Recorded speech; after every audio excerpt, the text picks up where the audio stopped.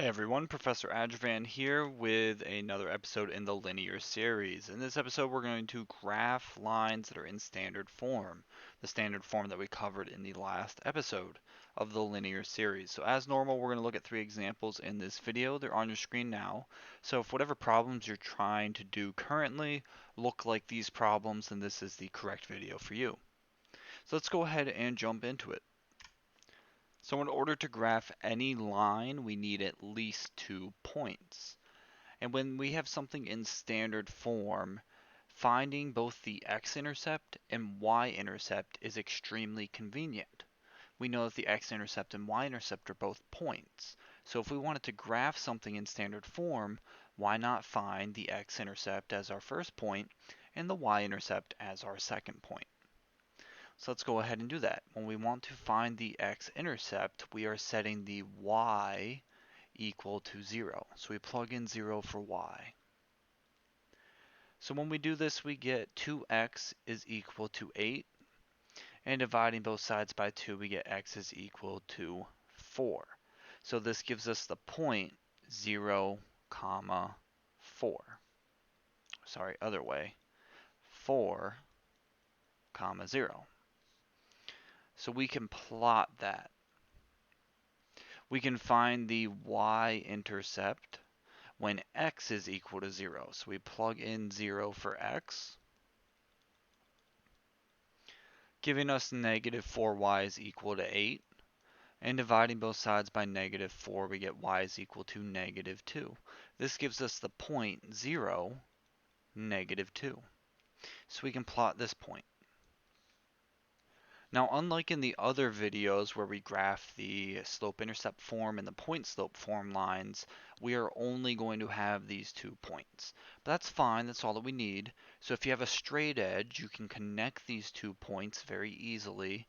And a straight edge could be a ruler, could be the side of your textbook, could be the side of your notebook, side of your calculator, whatever you have that is nice and straight.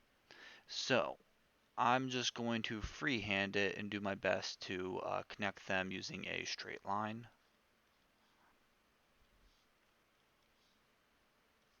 And just like that, we have the line of 2x minus 4y equals 8 graphed.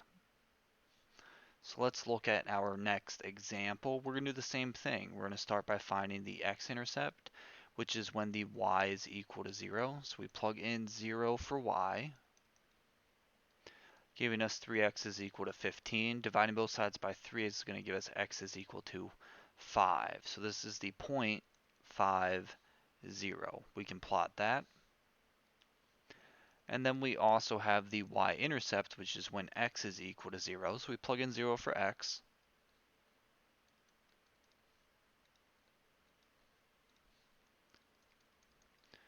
giving us 5y is equal to 15. Dividing both sides by 5 will give us y is equal to 3.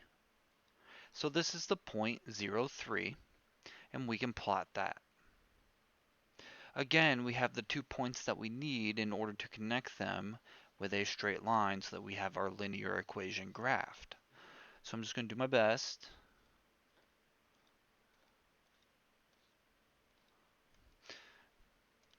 to connect the 2 lines without a straight edge. So just like that, we have this linear equation of 3x plus 5y equals 15 graphed.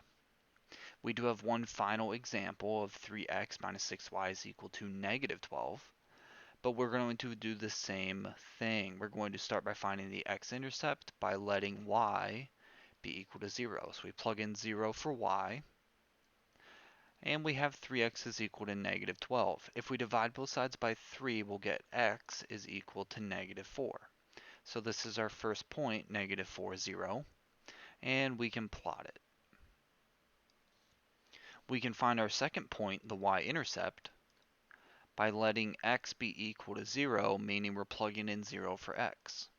So we get negative 6y is equal to negative 12, or y is equal to 2 if we divide both sides by negative 6. So this is the point 0, 2.